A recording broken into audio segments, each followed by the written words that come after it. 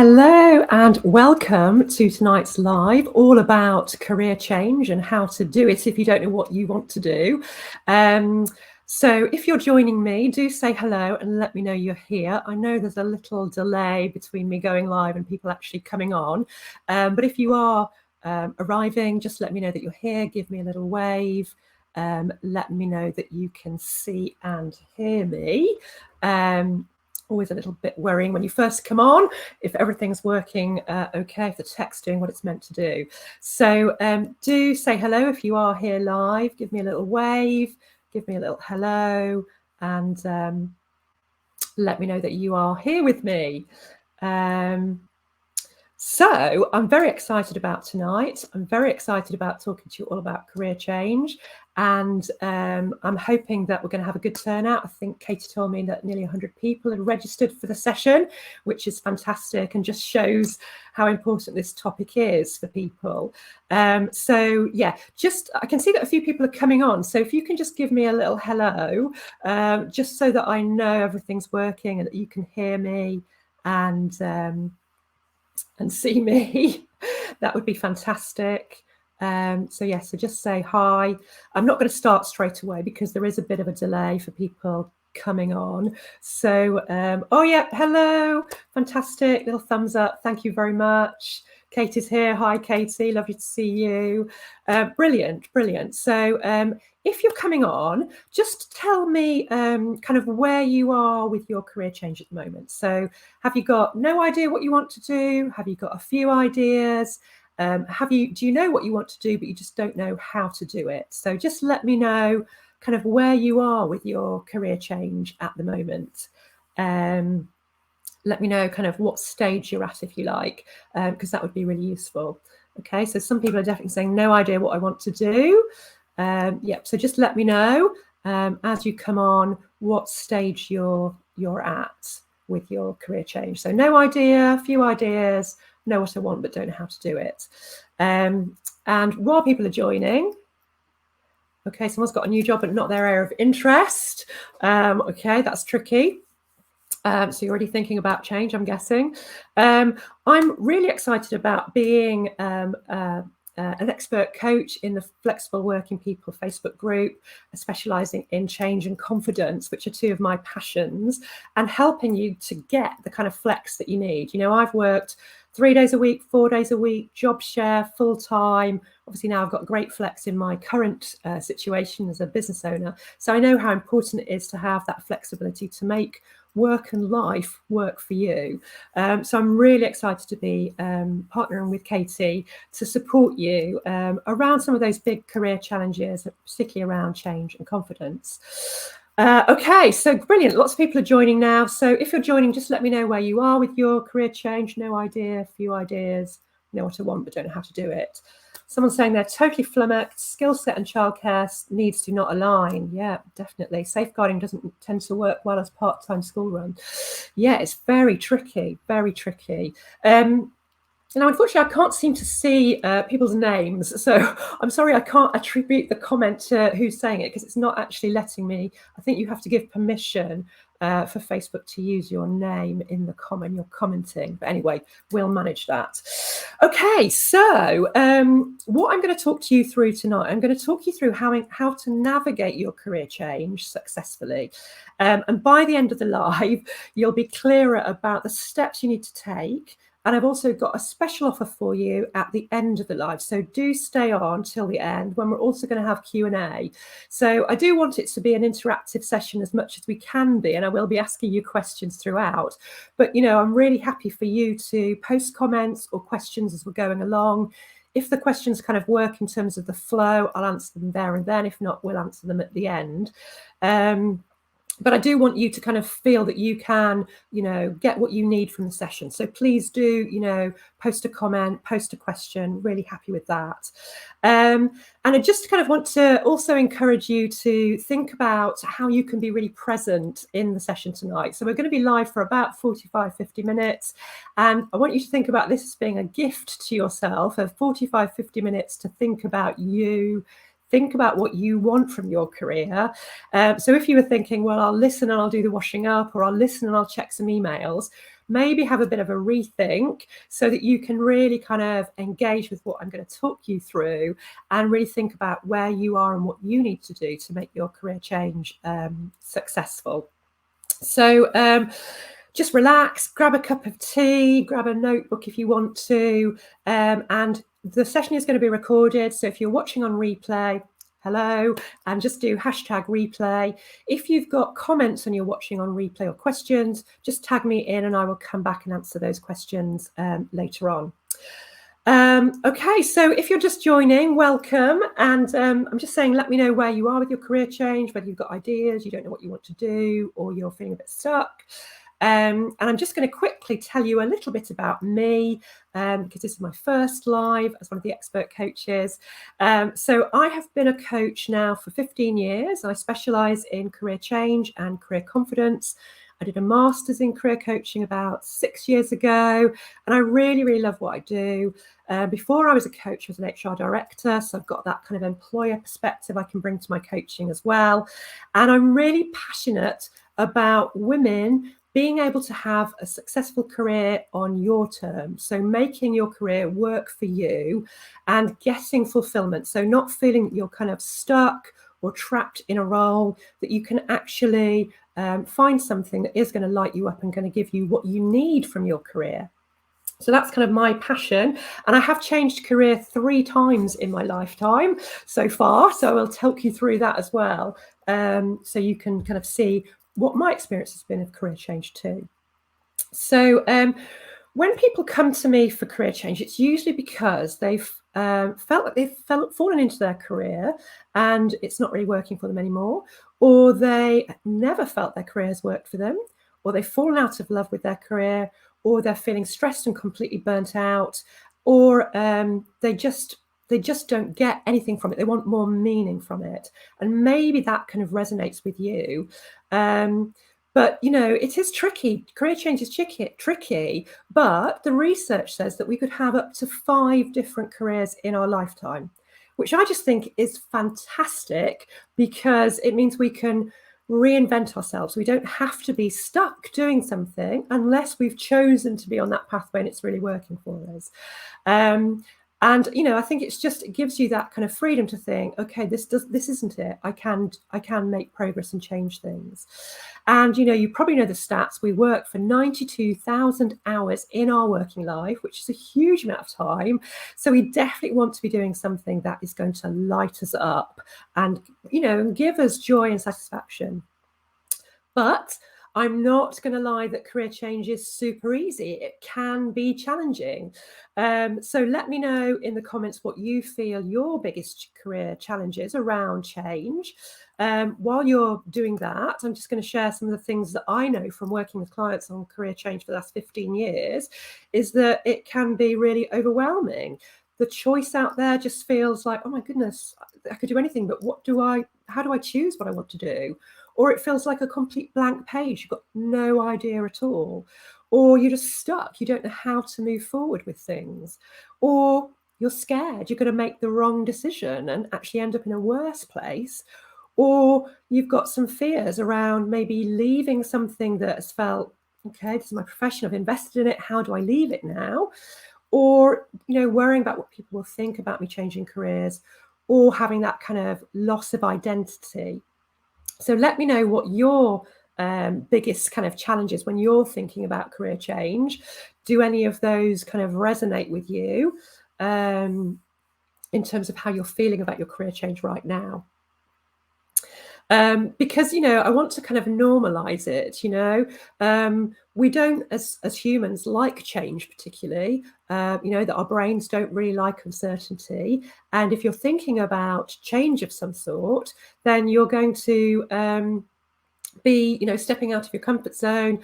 Your frames of reference would have changed, you know, so you're going to kind of feel all of those kind of anxious feelings around the potential change. But there can be excitement too, you know, because there's possibilities out there. Even though you might be feeling stuck, hopefully you might feel some excitement as well.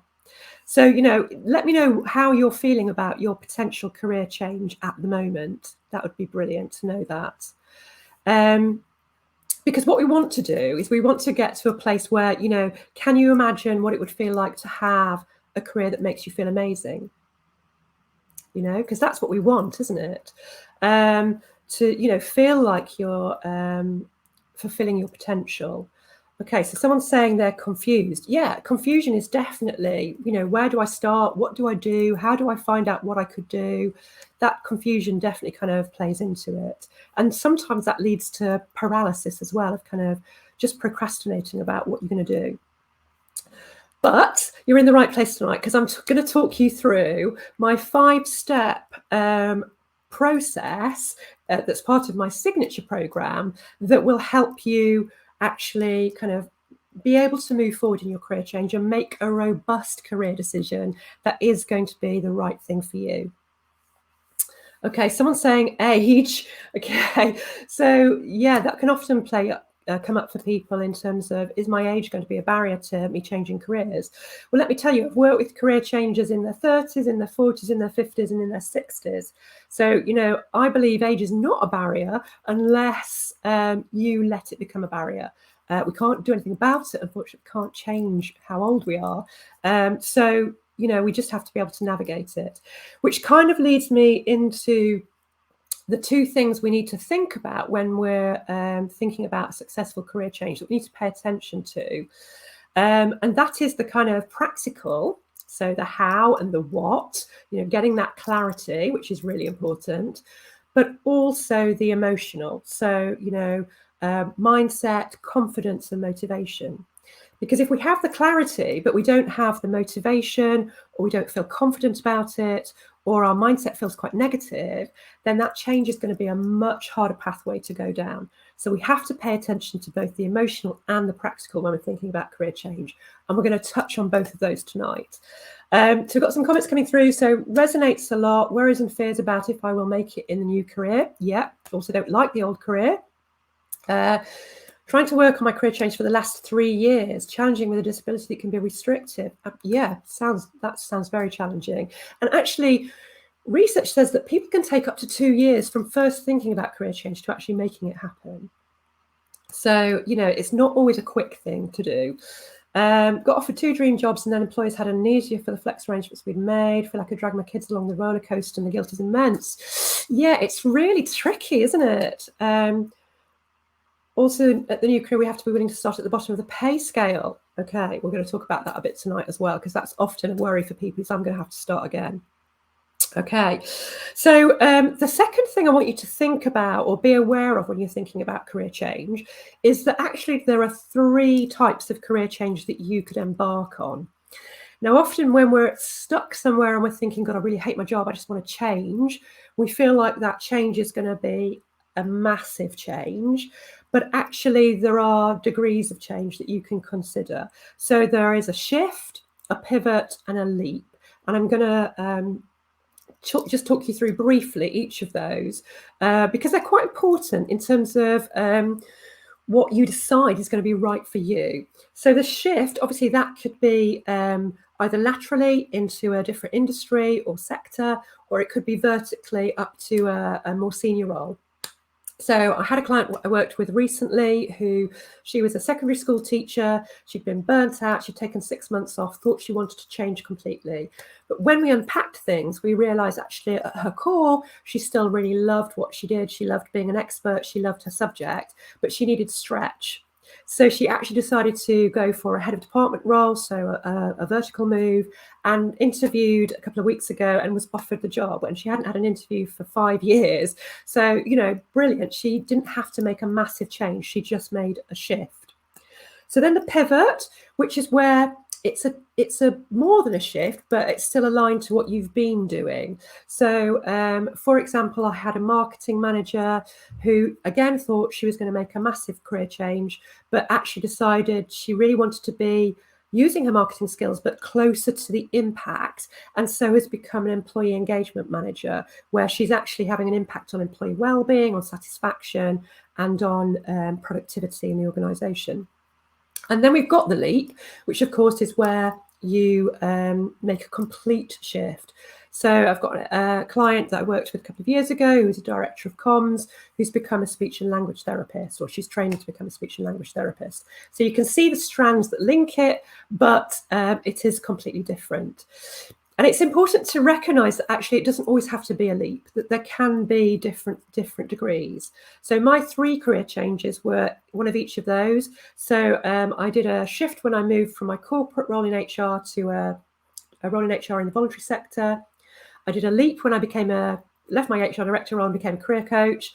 And then did a pivot when the organisation I worked for as a career coach, helping women return to work after having a career break, maybe redundant, I became a business owner. So I pivoted and still retained my career coaching, but also became a business owner. So that is kind of worth definitely thinking about, what kind of shift, pivot, leap do I need to make? So it's not, always a massive change. Which leads me into step 1. So step 1 is really understanding what is driving your change.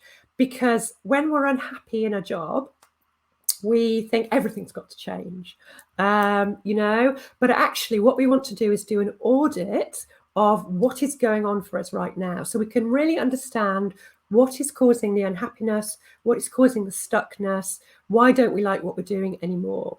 So that is really kind of drilling down and really understanding what is going on. So that's looking at things like, what do I enjoy? What don't I enjoy? Is it my boss? Is it the work that I'm doing? Is it the culture of the organization? Have my values changed? What is really going on? And it's getting specific, because if you say, well, I want a role where I can use my values of integrity. Okay, brilliant. But what does integrity mean to you in the workplace? Because it'll be different for me, it'll be different for you. So it is really understanding, what do I mean when I'm talking about these things that aren't working or that I want more of? So to do this, you can do a really simple exercise. You can force yourself, and you will probably have to force yourself, to write down 10 things that you love about your current job. And that will be interesting in itself, just to see what comes up.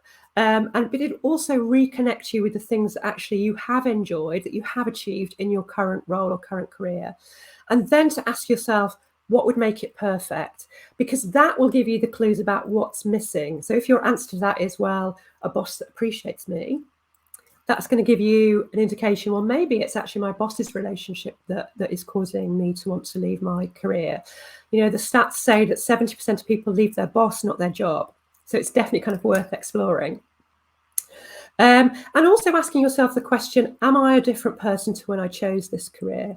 Because often we choose our careers when we're quite early in our life, don't we? And, as we mature, what we want changes. And so just actually recognizing, actually, I'm a different person now. Maybe that career doesn't fit me anymore, and I do need to think about doing something that's actually more aligned to me. So that will also help you decide your degree of change. Okay, so if you think an audit would be a good thing for you to do right now, just pop a yes in the comments. So let me know if an audit is something actually I think that would really help me just really work out what is going on here. What do I still really like that I might want to take forward, and what do I want to leave behind? Because you also don't want to take any unhappiness into whatever you're going to do next. And the danger is, if you don't unpack it, you're going to take that with you. Brilliant. We've got some yeses coming through. Fantastic. Okay, so that then leads us on to step 2. So step 2 is identifying your career success criteria. Okay, so this is what you know that you want to have in your next role. What will make you happy? What will make you fulfilled in your next role? And I do a lot of work on this with my clients when we're talking about career change. So we look at things like values, we look at motivators, we look at occupational interests, we look at transferable skills, we look at personality preferences, we look at what enables you to be at your best and to thrive, we look at culture, we look at ambition, we look at practical things like flexibility and pay. So we get a kind of really clear criteria about what you want. And this is helpful on a number of levels. So it's helpful on the motivation, because at the moment, if you're in somewhere that you're not enjoying, you've got a push motivator. So a catalyst for change is your push motivator. I really hate what I'm doing. I really am not happy. I want to change. But pull motivators are so much stronger and more enjoyable than push motivators and help us make better decisions. But it's hard to have a pull motivator if you don't know what it is you want to move towards. So by pulling your criteria together, it means that you can begin to see, wouldn't it be amazing if I managed to get all of these things in my next role? So it begins to start to become a pull motivator. It also builds your confidence because you're re-engaging with all the brilliant things that you bring to the world of work and helps you to see what you have to offer rather than feeling that you're stuck and trapped in something that you're not enjoying and feeling like your confidence is beginning to disappear because of that.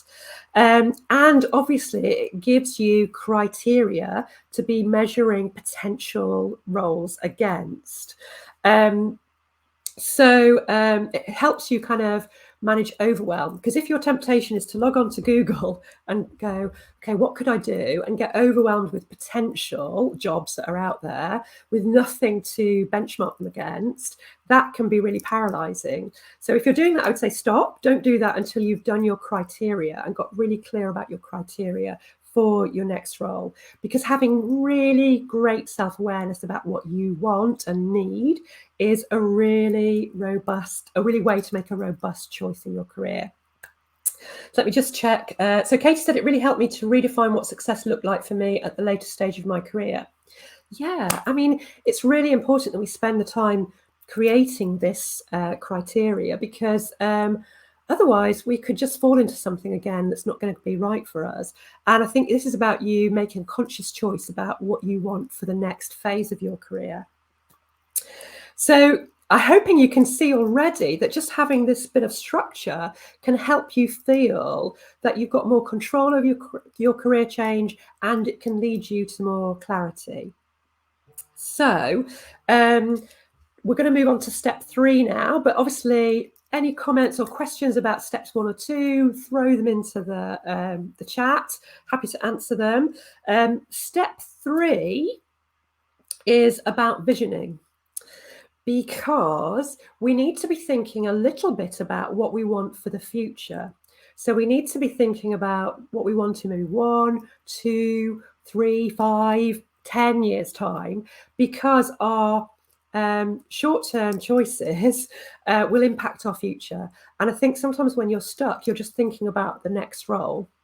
Or if you're unhappy, you're just thinking, I've just got to get the next role. I've just got to get out of here. But actually, that next role might take you towards where you want to be ultimately, but it could take you away from, or in a different direction that's not the one that you want to be heading towards longer term. And it helps you get perspective on the steps along the way. So I had a client recently who she was thinking about a leap change, and she'd recognized that she possibly would have to do, if she wanted to pursue a particular avenue, a year's training to be able to get into the entry for that particular type of career. And she said to me, oh, I don't think I want to do a year. It's a long time. I just want to start my career change now. I just want to get on with it. Even though she could see it was the only way she could get into her dream job. So we looked at, okay, how long are you going to be working for? Okay, potentially 20 years. Okay, so how do you feel about that 1 year in the greater picture of the 20 years? If that 20 years, if it allows you to do what you love for that 20-year period.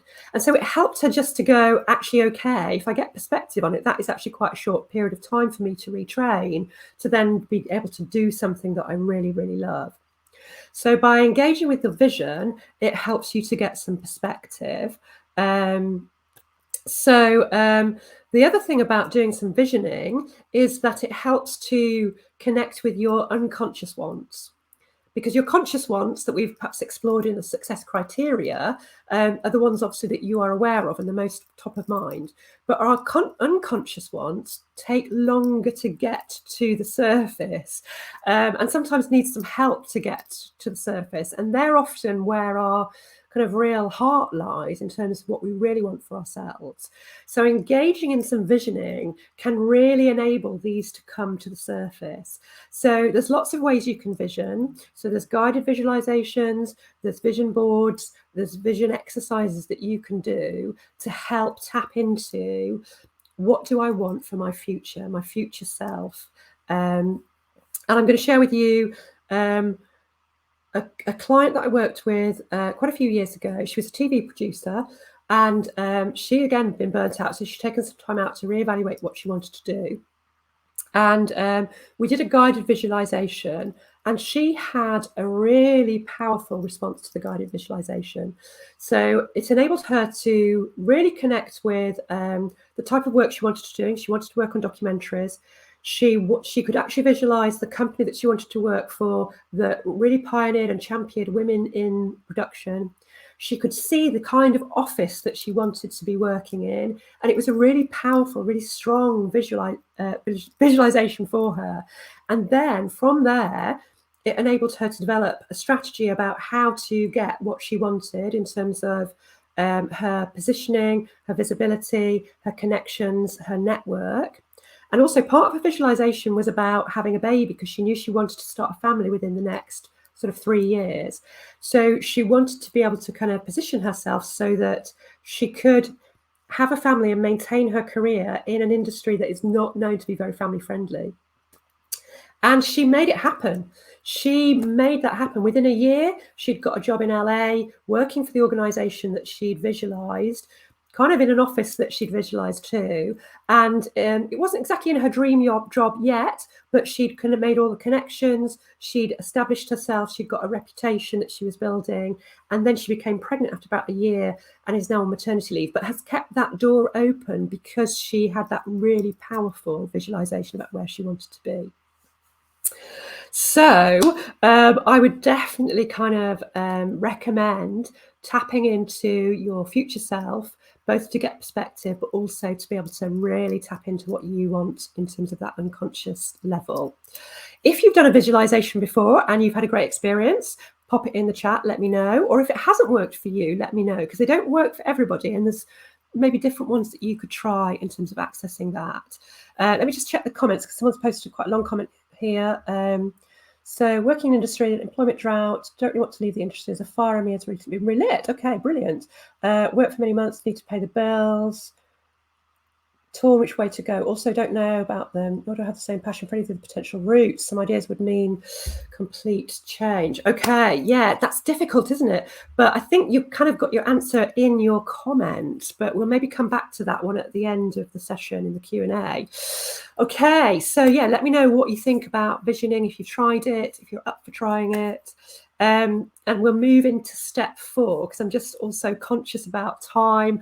I said we'd go for about 45, 50 minutes. So I want to make sure we've got everything covered and time for the questions too. So step 4 is generating possibilities and options that meet your criteria. So often people think this is actually the hardest part of it, because there's so much out there. But when you've got your criteria to guide you, it becomes much easier. And there's lots of great prompt questions you can use.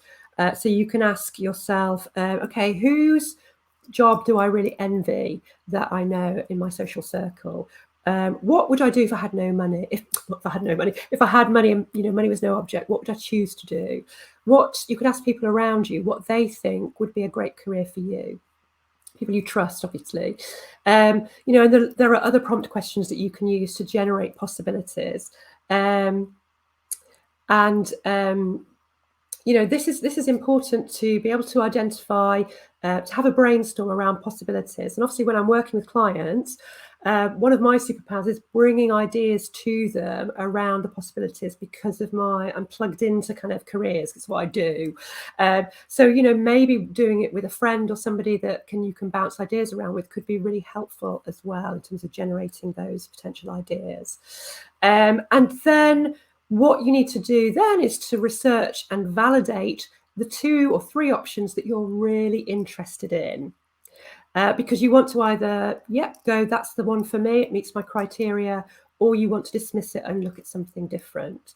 And often people miss out the research phase, but it's super, super important, because you've really got to get under the skin of the job and understand what's a good day like, what's a bad day like, what are the challenges, where can it lead to,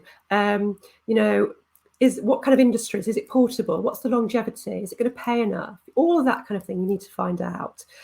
So hold that thought while I just check on the comments, because we've got some visioning comments coming through. Visioning for work-related issues. Oh, not done visioning for work-related issues. Works definitely for careers. Tried it, but didn't feel it worked for me. Couldn't see myself in the future. Okay. What was step 4 again? Step 4 is the one we're on. Generating possibilities and options that meet the criteria. Yes. I'll come back to the difference between the pivot and the shift at the end, rather than go back through that now. Okay, so the research, super important. I've got 2 examples for the research for you. So I had a client she was a senior manager, and she was interested in becoming a COO, a chief operating officer, for a startup or a scale up. And so what we decided to do was devise a strategy for her to have some virtual coffees with people on LinkedIn who were in those roles. It pushed her really out of her comfort zone. She didn't want to do it because they were cold. She didn't know people in these roles, but she made herself do it. And she had some amazing conversations with people. She was blown away by how open and generous people were with their time. And actually, through one of those conversations, it led to an interview for a chief operating officer role. She decided not to pursue it because it wasn't right for her, but it was great to see how it opened up her network and helped her gather information about whether that was going to be the right role for her or not. And then I had another client, Ali, who was a merchandiser who was making a leap. She was going to become a social worker. So her research was over a longer period, and she did some volunteering with young people because she wanted to be a social worker who worked with adolescents and young people. She did some work shadowing, and she took every opportunity to talk to people working in both local authority and voluntary sector social work roles to really understand the type of role she'd be getting into and what it would be really like in reality. So I can't stress enough how important the research phase is. The self-awareness bit, getting your criteria sorted, and the research are super, super important in making a robust career choice. So in the research, you're going to be evaluating those roles against what you need, what your non-negotiables are as part of your criteria. So it's important to listen to your gut. You know, what's your gut feeling about that job? Is it giving you energy? Is it making you feel deflated? And then fact, evidence-based around, how's it meeting your criteria? So, but I know I'm giving you a lot of information to digest here, but I want to kind of take you through all 5 steps in enough detail for you to be able to kind of go away and, make progress with your career change. What you have to look out for, though, in the research phase particularly, but also through the career change process, is both resistance and your confidence in a critic. So resistance will definitely kick in probably during the research phase, because it can feel a little bit overwhelming, which is why you're only maybe researching 2 or 3 options. And so sometimes it'll be like, oh, this feels too hard. I might as well just stay where I am. Maybe it's not so bad where I am. It's going to be too difficult. I'm going to have to start again. I'm going to have to take a pay cut. All those kind of challenges will become bigger. So having strategies to manage your resistance is key. So maybe that's having a buddy who can, pair up with you, or a coach to help you in the resistance, manage the resistance. But also noticing the impact on your confidence and having strategies to boost your confidence, because when I did my master's, my dissertation was on career confidence before career change. And obviously it's a bit of a no-brainer really, but keeping confidence high and really having strategies to build your confidence made that the career change would be more successful. So paying attention, as I said, to the confidence part and the mindset is really important. And obviously I'm going to be doing further lives later in the year around confidence. Can't go into it now because we don't really have enough time, but I just want to flag that you will feel that inner critic popping up when you step out of your comfort zone. You will feel resistance, you will feel your motivation dipping, and it's just being aware that that's going to happen and having strategies to motor through it really, or get help to give you support around, the confidence piece. Okay, so I'm just going to check on the comments. I'd like to try it with someone who potentially has more confidence in my skills than I do. Currently, it's been a year since my mat leave ended, so confidence has wavered. Keep flipping between wanting to apply for something I'm passionate about versus something that works for now. Yeah. Tricky one, definitely. And I suppose I just want to say that sometimes it's okay to plateau in your job when your children are small, or you've got caring responsibilities that mean you can't put everything into your job. But if you're plateauing in any way, then it's about being actively plateauing. So making sure you're putting in place things to upscale, to keep your networks going, to manage your visibility, so that when you're ready to fully engage with your passion or fully engage with putting your energy back into your career, you're not starting from scratch. You've managed things effectively during that plateau period, and only plateau for as short a period as you possibly can. So I know that's slightly different to career change, but I just felt that was kind of relevant. Okay, let me do a little recap for you before we go on to step 5. So step 1 is doing your audit. So working out what's going on in terms of what you might need to change, what you want to take with you, what you want to leave behind. Step 2 is getting your career success criteria clear. So you've got criteria you can evaluate your potential change against. Step 3 is doing some visioning, so tapping into your future self, thinking about what you want for the future so you can make a choice now that's going to be taking you closer to where you want to be in the future as well. Step 4 is generating possibilities and options, and then researching to validate or dismiss those options, by which time should lead you then to decision, and knowing that your decision is a robust one, that you've checked it out, you've listened to your gut, your instinct, you've checked it against your criteria, you know what you're getting into. So then step 5 is your action plan.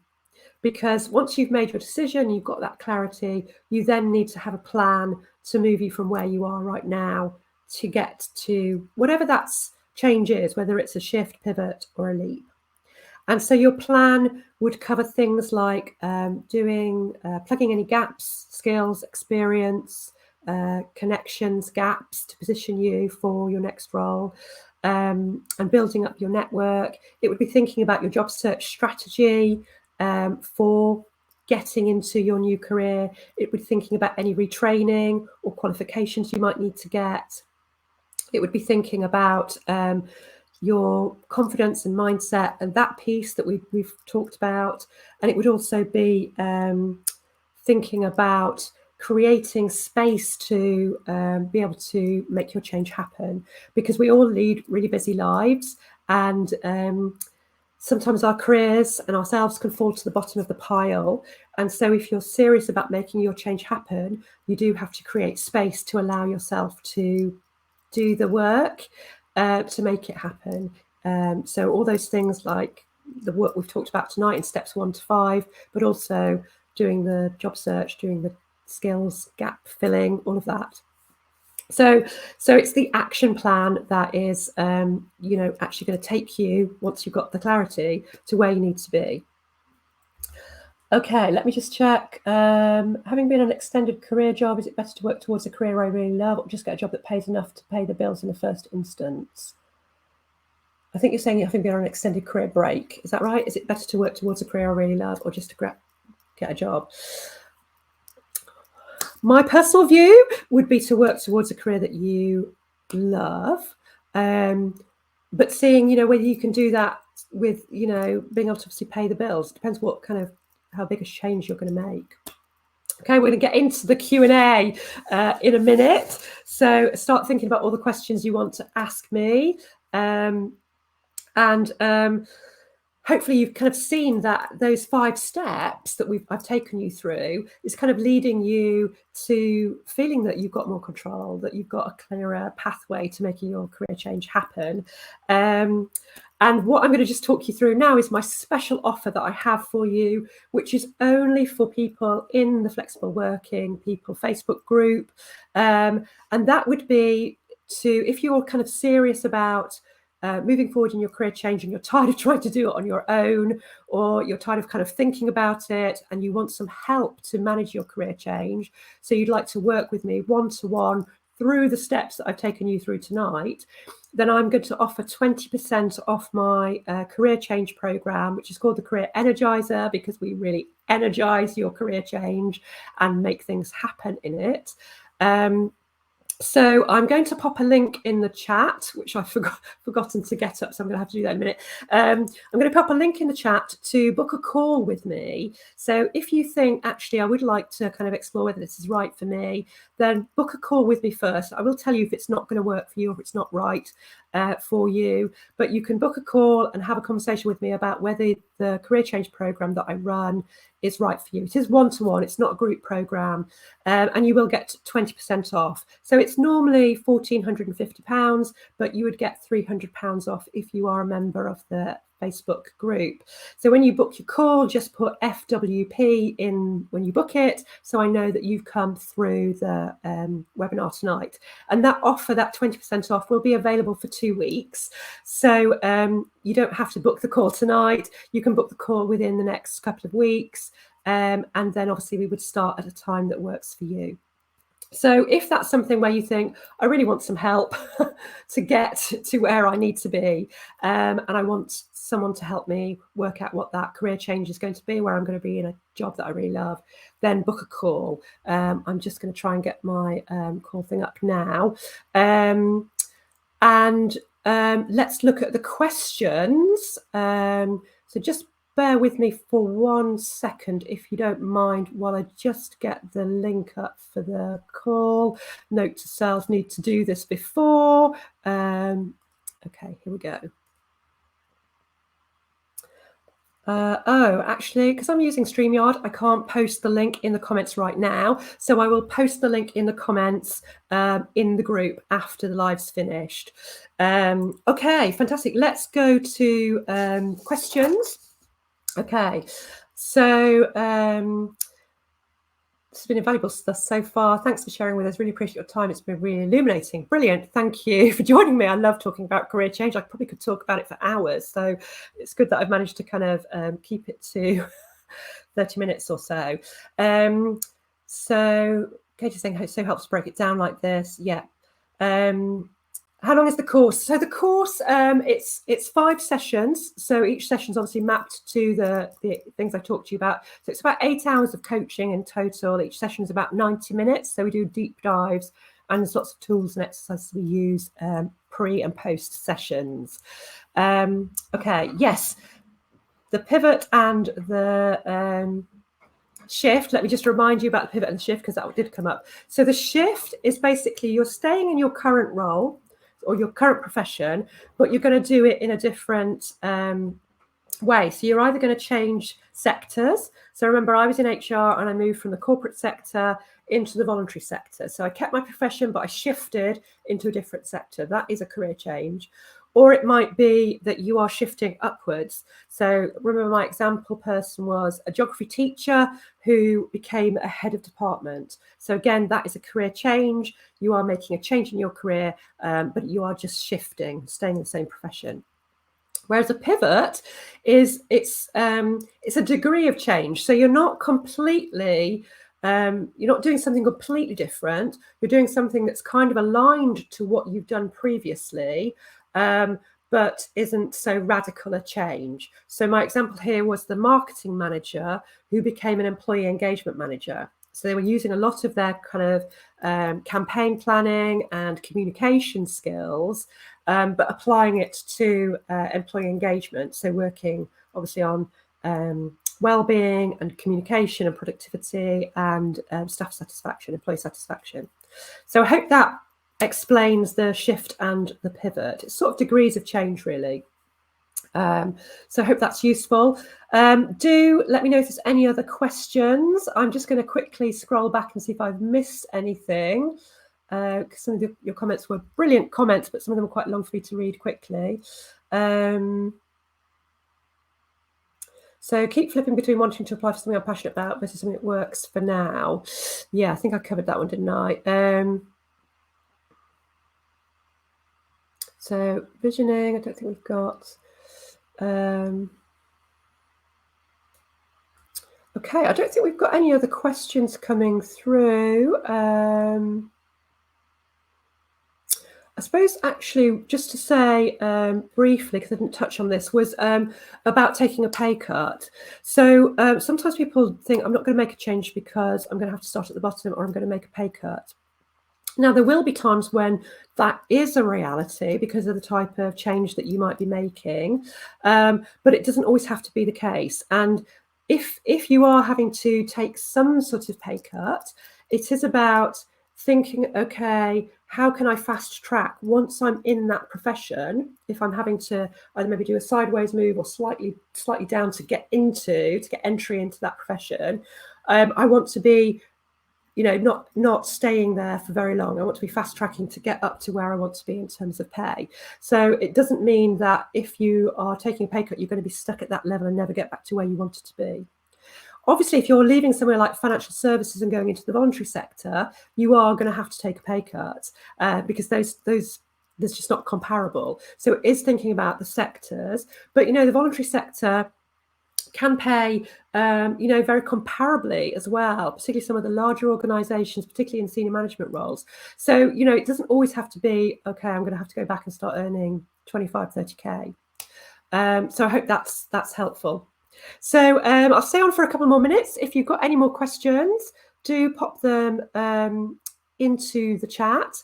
Obviously, if you're interested in the course, book your call with me. I will definitely be putting the link into the Facebook Live a bit later on. And remember, if you're watching on replay and you've got a question for me, tag me into your question in the comments and I will come back and answer the comments and the questions.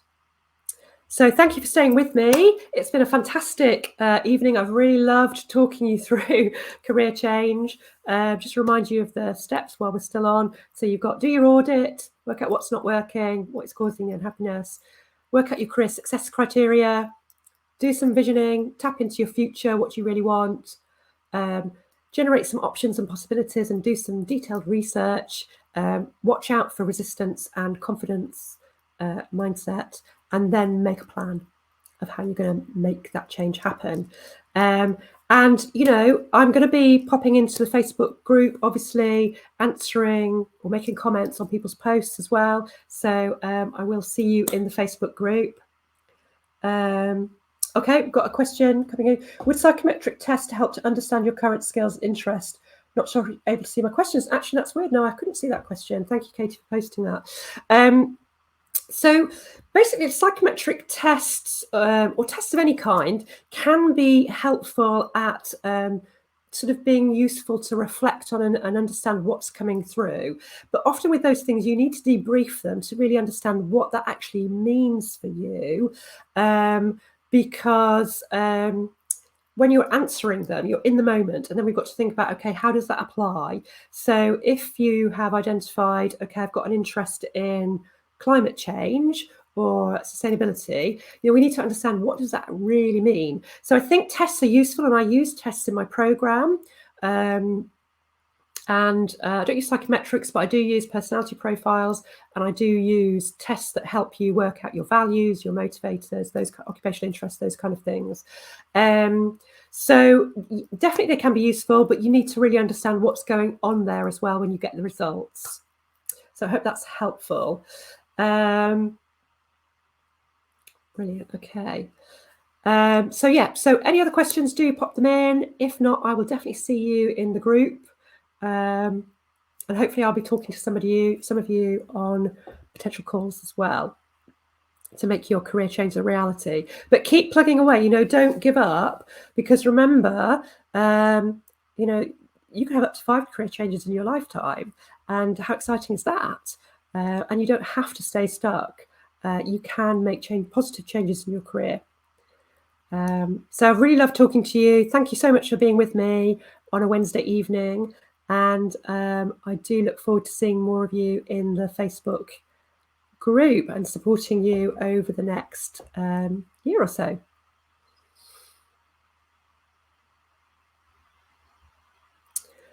Okay, I think unless there's any more questions coming through, probably going to say goodbye. Let you all go and have a nice cup of tea, relax, and ponder on what's emerged for you tonight in the session. Thank you, everybody.